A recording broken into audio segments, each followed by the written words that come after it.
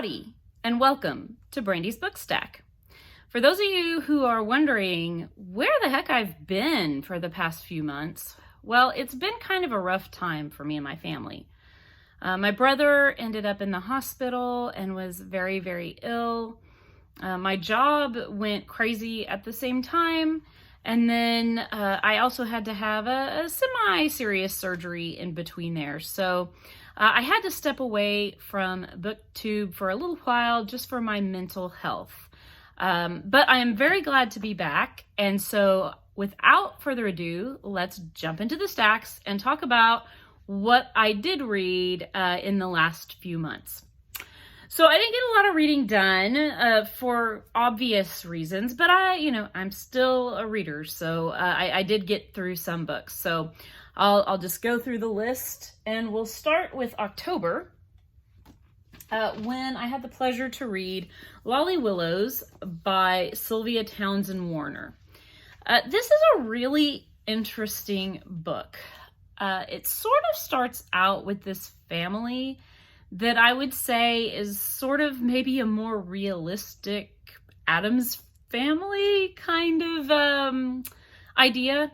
Except the Lolly Willows, the main character, once her parents died and her being unmarried, she's sent to live with her brother and his wife, who don't really fit their, just my words, Addams Family aesthetic, and finds herself sort of being forced to fit in.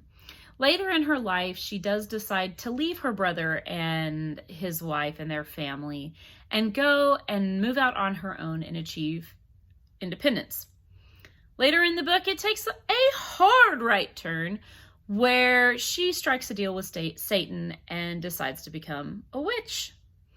It's very different kind of book. And this was written some time ago, written in 1926.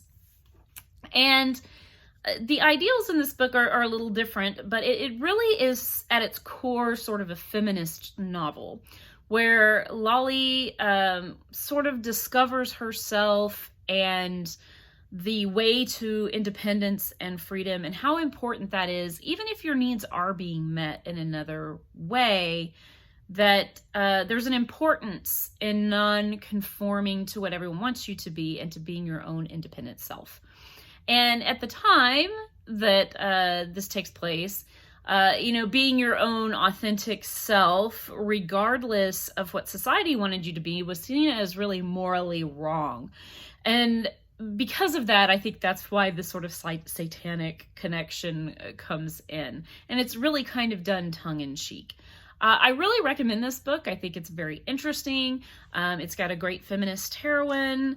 The whole Satan thing is a little weird and funny, but I see her point she was trying to make, is how just being independent and free thinking was such a departure that it was seen as evil. So definitely check out Lolly Willows. It'd be great for the spooky season next year when we get to October. So highly recommend. The next book that I read was actually a children's, I don't even say novel, maybe novella would be a better word, and that's Scary Stories to Tell in the Dark. If you've watched this channel before, you know I'm not a big fan of truly scary literature or movies or what have you. But I love things that are spooky and have kind of a spooky edge to them.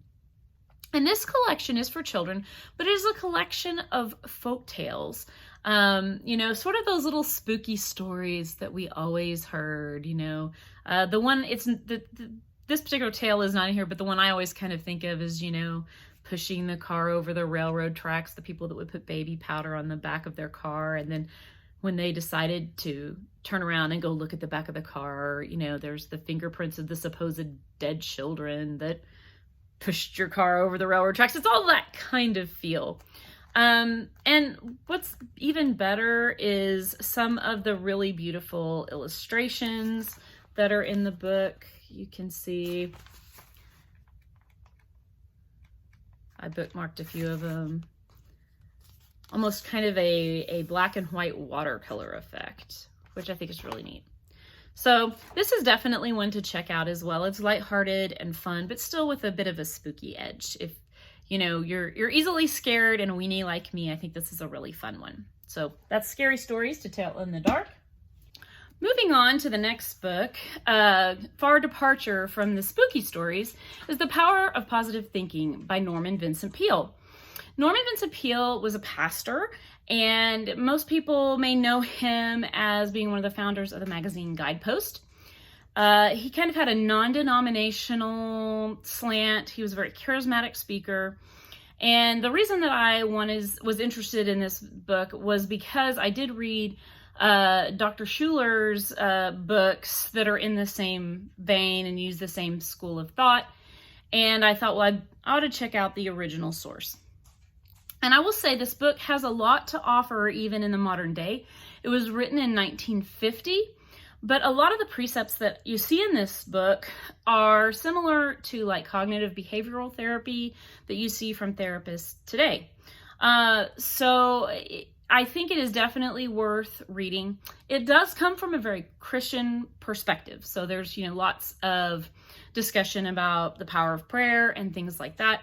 So if you're going to be turned off by that, maybe you want to skip this. Although I do think you could still get value out of this book, even if you're not a believer. He talks a lot about, the power of positive thinking, like the book would suggest. And how the way that we view things, the way that we respond to our world is what is under our control, what we have power over. And that especially, combining that with the religious philosophy of God, as long as we are doing good things, we're acting in accordance with morality, that God will give us good things. Now, it's not quite prosperity gospel. If you hear those words and you kind of freak out and think this is one of those, pray for it and you'll get it. Dr. Schuler, Mr. Peale does not, he does not argue for that. It is very much, even if you have hard times, God may be planning great things for you through those hard times. It's not a prosperity gospel where you pray for it and you're going to get it for sure. I found a lot of value out of this book. I was going through a particularly hard time myself, and this helped me focus on the positive aspects of my life, what I have in my life versus what I don't have, the good things versus the struggles that I have. I think it's still worth picking up today. There also, another word of warning, it does have some archaic ideas about race and women. So you should be prepared for that. As far as race, I think there's nothing super negative. It's really more kind of talks about race in a sort of paternalistic sort of way that's not awesome. And then it does kind of talk about women, like whenever there's a person who has a job and they're worried about their job, it's always a man. One woman comes to him and wants to get married, and he tells her, she needs to take some focus, what focus she can, on her own appearance. But that more importantly, that she should focus on being beautiful inside, because that will attract people, and more importantly, the right sort of people to her. And that sort of focus on, well, of course, every woman wants, a husband and a family and all of that, is a little outdated for sure. But overall, I'd still say it's very relevant, some of the advice that it offers, and definitely worth a read, because it has a lot of good ideas that could help you potentially through a hard time. In November, I switched and read the wonderful Truman Capote, The Thanksgiving Visitor, and this is basically a short story, and this book actually combines it with A Christmas Memory, another one of Capote's amazing short stories. I think as far as Southern writing is concerned, he's aces. He just perfectly describes the American South and his relationship with his grandmother. It just feels so real.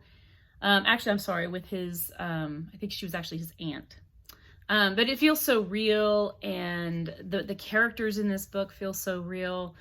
And it's heartwarming stories. So if you're looking for something mushy-gushy for the holidays, this is a great one to pick up. The next book I read, probably my favorite. May want to think about that. Definitely, I think maybe my favorite that I've read in this series of books is The World of Jeeves by P.G. Wodehouse. If you're not familiar with Wodehouse, he is a comedic writer, and he writes a story about a man named Bertie Wooster, who is wealthy, and he's not, I don't know that I would go so far as to say he's dumb, but he's just not the sharpest tool in the shed. And he doesn't have to be, because he's got money and privilege. And he has a butler named Jeeves. And Jeeves is brilliant. And Bertie Wooster's always getting into some kind of scrape that's not too serious, but he needs some help getting out of. And Jeeves is always there to ensure he gets him out of his mess. And it's just lighthearted and funny and so worth reading. And the great thing is, I read a lot of this when I was in the hospital with my brother. And each little short story doesn't take very long to read. And so it was a welcome break from the monotony of the hospital room and the depression of the hospital room. So it's one I'd highly recommend. So check out The World of Jeeves. And if you don't pick this up, pick up something by P.G. Wodehouse, because he's an incredible author that still manages to make us laugh years and years after he wrote these books. So pick that one up. In December, the first book that I read was Madame Bovary by Flaubert. And I liked this book in a fashion, and I didn't like it in a fashion. I have unhauled my physical copy because I don't think I have any desire to read it again. Madame Bovary is a character who is never satisfied. She always is thinking that something is going to make her life okay. She tries through material goods. She tries to get there through the trappings of religion. She tries to get there through her marriage, and that's unsatisfying. And then she tries to find satisfaction in other men outside her marriage.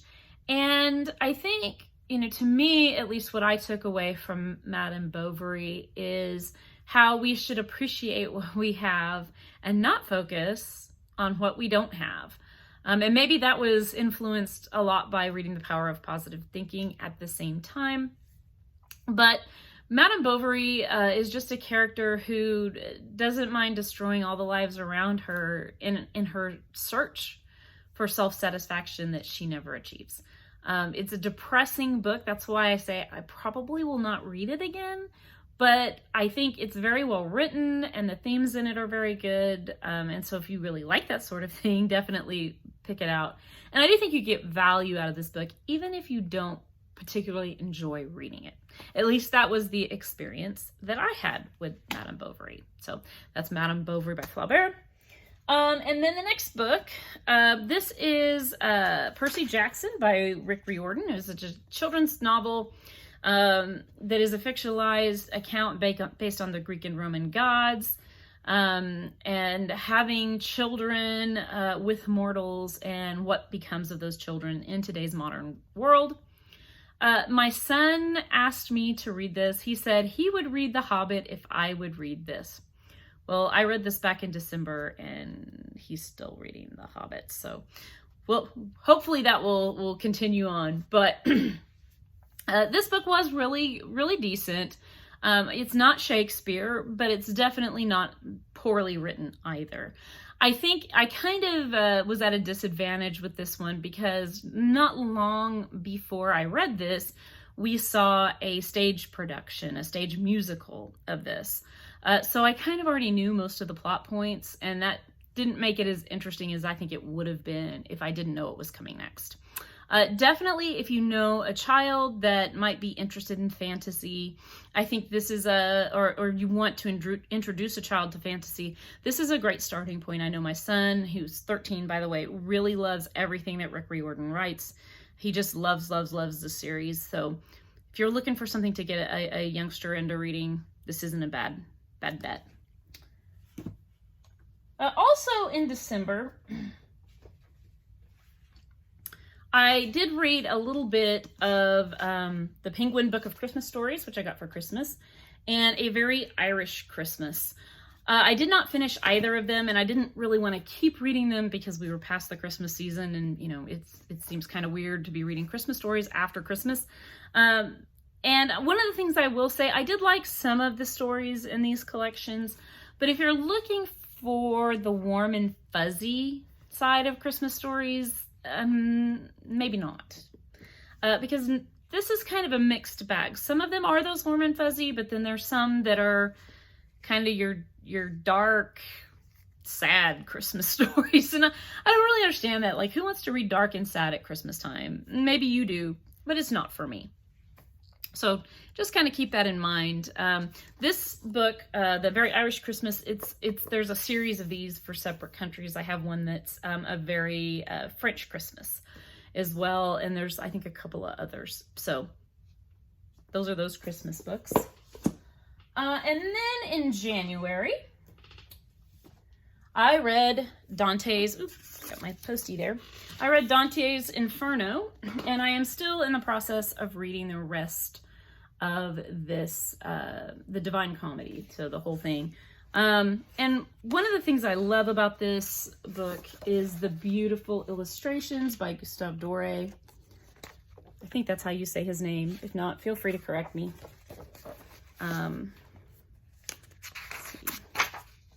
Let's see. And I did enjoy this. This was the second time I read the Inferno. The first would be in high school. And I do think I got a little bit more out of it than I did then. And I am kind of excited to finish Purgatorio and then move on to Paradiso, since I have never read those.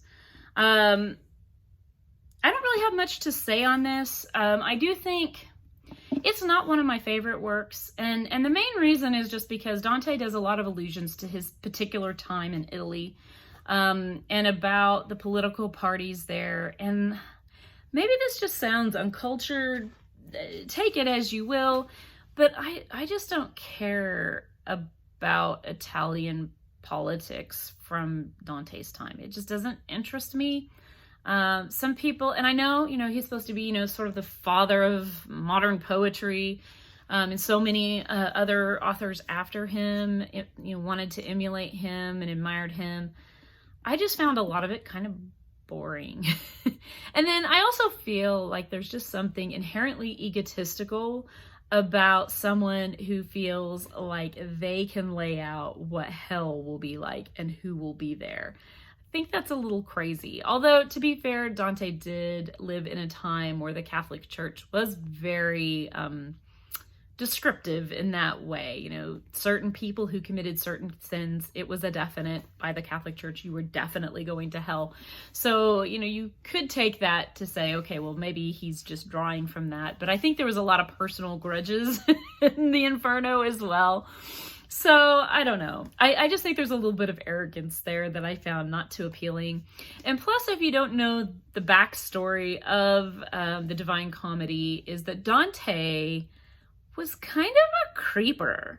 He met this girl, Beatrice, when she was really, really young. I think 12, maybe younger than that. And then he dedicated all his poetry to her. Never mind, he married somebody else. But he idealized Beatrice and then dedicated everything to her, thought she was the perfect woman, which I just find really creepy and weird. So that's kind of another reason that I just don't love the Inferno. But it is, big part of the literary tradition. So worth a read, even if you don't love it like I don't love it. So next, I've got Georgette Hare's Cotillion, going from the kind of serious to the not so. This is a little, powder puff of a book. We have a young girl who's raised by a crotchety, not even relative guardian, I guess we could say, who weirdly, he is wealthy, and weirdly he says he will donate his entire fortune to the young girl that's the heroine of this story if she agrees to marry one of his nephews. And she finds one of the nephews kind of appealing, but he's kind of a playa, and he does not come to stand up for her. And she enters into a fake marriage with one of the other nephews who she's just friendly with. And surprise, surprise, I'm sure you can see this coming, a romance ensues between her and this nephew. It's a good story. It's a little predictable, and some of it is a little far-fetched, but it's still a pleasant read nevertheless. I don't expect Shakespeare when I'm looking at a light romance, and this is better than most. So I do think it's worth a read if you like Georgette Hare, if you like light romances kind of in the style of Jane Austen. Definitely worth giving a shot. Next is The Secret of Chimneys by Agatha Christie. And this was an interesting Christie for me. It was written in a very different style than most of her books. If you've ever read A Prisoner of Zenda by Anthony Hope, you'll be familiar with the Ruritanian romance, and that's what this is. So basically, you have the lost prince trying to set up his kingdom, but wrapped around a murder mystery at the same time. It's interesting. I wouldn't say it's one of Christie's best, but it is interesting, especially to see her work in kind of a different style. And I do have a little bit of a soft spot for that sort of Ruritanian romance idea. And it comes in kind of late in this story. Hopefully you don't consider that too much of a spoiler, but worth reading. And it's a cute kind of, mystery romance that you'll probably enjoy. I can't say too much more about it or I'll give it away, but the next book I read was the first time I've ever read a novel by Mary Stewart, and I read Madam, Will You Talk? This is a romantic suspense novel where you have a young woman who befriends a young boy when she's on vacation. She's a war widow and is kind of still dealing with her grief and wanting to get away from things, and she meets this young boy, and there's some mysterious circumstances surrounding his father. And I won't give any more than that to avoid giving spoilers. I do think it was a good novel. I think the suspense part, it does a pretty good job of keeping that jogging along. But I do think, of course, again, a little bit predictable. Most romantic novels have a hard time being anything but a little bit predictable. And I do think it's really weird she befriends this little boy. Like at one point she asked to go take him sightseeing by herself, which as a parent, I think if anyone approached me and said, hey, I'd like to take your 12-year-old out on the town in a foreign country, I would be really suspicious of that. And I would think, man, what is this person, a creeper? But if you can kind of suspend your disbelief for that part, the rest of it is really good. So, Madam, Will You Talk? It did make me a fan of Mary Stewart. I have several other of her books because they've been recommended by some other YouTubers that I appreciate. And, so when I found some good deals, I think I paid $3 for this one. Some of them I bought at the book sale for $2. These nice old vintage copies. So worth a shot if you get a chance to read it. All right, those are the books that I have read up to date from October till now. I realize that's not a lot. Usually I'd be a little faster reader than that, but with everything going on in my life, that's been kind of hard to do. I am in the middle of reading several books right now, so I'll go through kind of what I'm working on. First, The Black Tower by P.D. James. This is a murder mystery. It involves a priest in sort of a convalescent home in the English countryside, and I'm a big fan of that. I've never read a P.D. James before, so it'll be interesting to see what I think. I know a lot of people consider her, as it says on this book cover, Agatha Christie's Crown Princess, so she's supposed to be a similar writer to Agatha Christie, so we'll see if that's true. And then I am reading Natsume's Book of Friends. This is a library book that I'm really overdue on. So hopefully I'll get this done soon and get it back where it belongs.